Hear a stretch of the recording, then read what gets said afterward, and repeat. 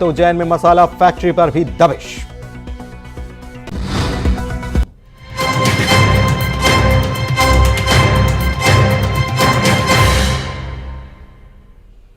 नमस्कार, स्वागत आप सभी का। आपके साथ मैं हूं पुनीत मिश्रा। चलिए खबरों की शुरुआत करेंगे और सबसे पहले एक अहम खबर आपको बता देते हैं। अमित शाह का दौरा मध्य प्रदेश का है और अलग अलग क्षेत्रों में वे जा रहे हैं। सबसे पहले ग्वालियर पहुंचे थे और ग्वालियर चंबल में क्लस्टर की बैठक अमित शाह ने ली है और क्लस्टर की बैठक के बाद खजुराहो में बूथ समिति सम्मेलन जो आयोजित किया गया है वहां पर भी वे पहुंचने वाले हैं और बूथ समिति सम्मेलन में अमित शाह शामिल होने वाले हैं। लेकिन इससे पहले आपको बता दें कि मिशन एमपी के तहत अमित शाह जो आए हुए हैं वे ग्वालियर चंबल के क्लस्टर की बैठक ले रहे थे और 400 के करीब कार्यकर्ता जो है इस बैठक में मौजूद थे। उन्होंने कार्यकर्ताओं को डिस्चार्ज किया और उसके बाद खजुराहो के लिए रवाना हो चुके हैं। खजुराहो में कुछ ही देर में बैठक शुरू हो जाने वाली है और वहां पर भी रणनीति बनाने का काम किया जाएगा। लोकसभा चुनाव के मद्देनजर अमित शाह का ये दौरा जो है वो बेहद अहम माना जा रहा है।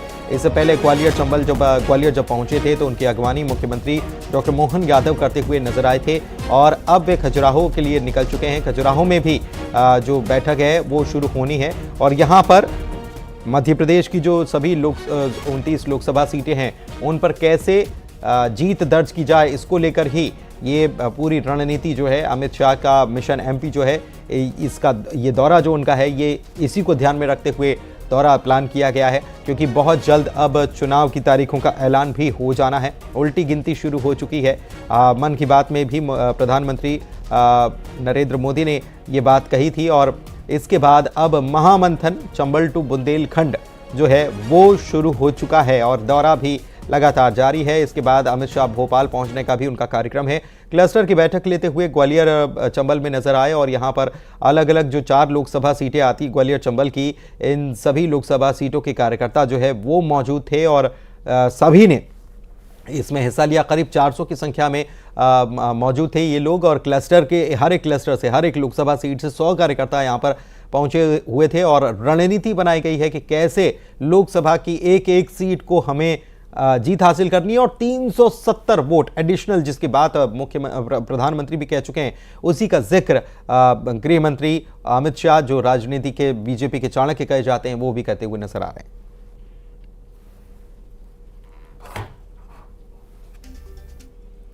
चलिए बढ़ते हैं आगे और बात अगली खबर की करते हैं। जांजगीर चांपा से बड़ी खबर है जहां पर कार में भीषण आग लग गई और वक्त रहते कार सवार जो है सावधान हो गया, सड़क के किनारे कार को पार्क किया और उतरकर अपनी जान बचा ली। बाद में दमकल को खबर की गई और उसके पहले ही कार पूरी तरह से जलकर खाक हो गई थी। सोनसरी मुलमुला मार्ग पर यह हादसा हुआ है। तस्वीरें आपको दिखा रहे हैं कि कार पूरी तरह से जलकर खाक हो गई। हल्के दमकल को बुलाया गया था लेकिन जब तक पहुंची तब तक कार पूरी तरह से जल चुकी थी।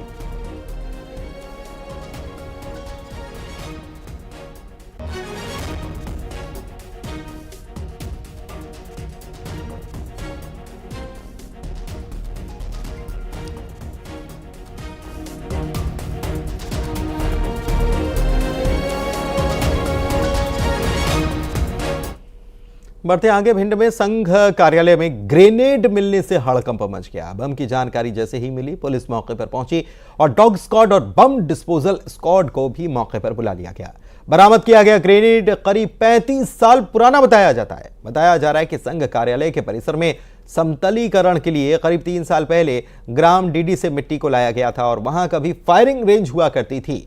खेलने के दौरान बच्चों को ग्रेनेड मिल गया, इसे मैदान में किनारे रखवा दिया गया और बाद में बम डिस्पोजल स्क्वाड जो है वो मौके पर पहुंची और इसे डिस्पोज कर दिया गया। डीडीएस की टीम है उसको अपने साथ ले गई और उसने प्रोटोकॉल के हिसाब से कार्रवाई करी।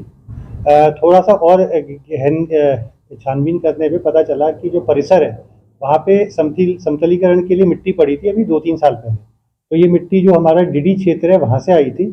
जो डीडी में है जैसे आपको पता है पुरानी पुलिस की और बटालियन की जो फायरिंग रेंज रही है वहाँ पे, तो संभवतः जो इसी में कोई पुराना रह गया होगा तो वो चीज़ शेल आ गया था।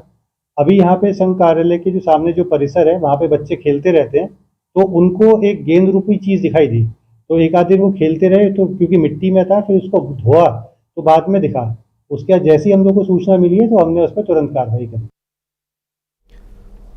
उज्जैन में महाकाल मंदिर के पास बने होटल पर नगर निगम और जिला प्रशासन की टीम ने कार्रवाई की है और होटल को 2 मंजिला बनाने की परमिशन दी गई थी, लेकिन होटल मालिक ने उसे 3 मंजिला बना दिया था।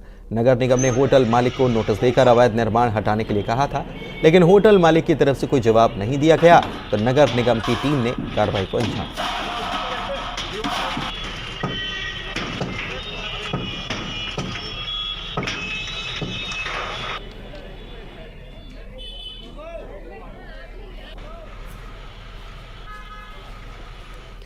इधर अनूपपुर के जैतहरी में गोबरी जंगल से हाथी का रेस्क्यू कर लिया गया है। बांधवगढ़ टाइगर रिजर्व और संजय गांधी टाइगर रिजर्व के आए रेस्क्यू दल ने जंगल में छिपे हाथी को पकड़ा और अब उसे कान्हा राष्ट्रीय उद्यान भेजा जाएगा। रेस्क्यू दल में 35 सदस्यों के साथ वन विभाग की टीम और बांधवगढ़ टाइगर रिजर्व से 3 ट्रेंड हाथी शामिल रहे और कई घंटों की कड़ी मशक्कत के बाद रेस्क्यू अभियान को पूरा कर लिया गया।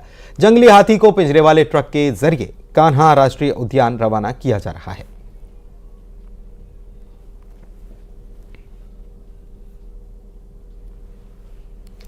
उज्जैन में जेल प्रहरी से नकदी जब्त की गई है। भैरवगढ़ जेल के प्रहरी से 10,000 रुपए नकदी मिली है। जेल प्रहरी से अधिकारियों की पूछताछ अब जारी है।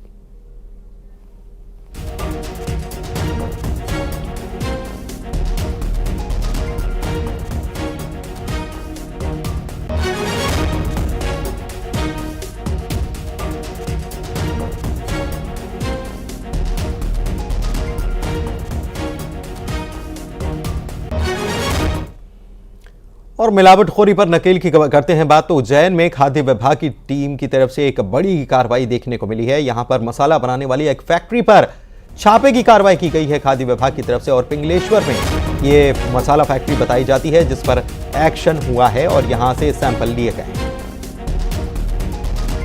तो उज्जैन से 9 किलोमीटर दूर पिंगलेश्वर में खाद्य विभाग की तरफ से बड़ी कार्रवाई देखने को मिली।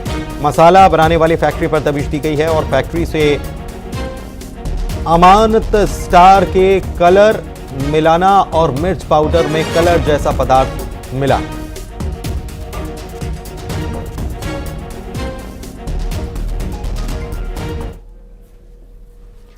वहीं मुरैना में मिलावटखोरों के खिलाफ बड़ी कार्रवाई की गई है और यहां सहारना गांव में डेयरी पर छापेमारी हुई है। दूध, पनीर और मावा जब्त किया गया है। जांच के लिए नमूने भेज दिए गए हैं। दिलीप गुर्जर इस डेयरी का मालिक बताया जा रहा है।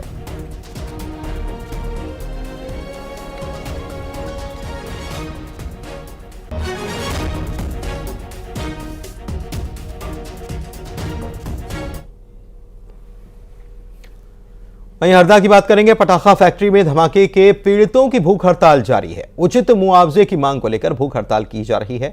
कलेक्टर ने राहत शिविर जाकर पीड़ितों से मुलाकात की है और मुआवजे को लेकर किसी प्रकार के किसी के भ्रम में की है। कलेक्टर ने धरना दे रहे लोगों से कहा कि सर्वे भी किया जा चुका है। ठीक है, संतुष्ट हैं, कोई दिक्कत? हाँ, तो मैं भी तो यार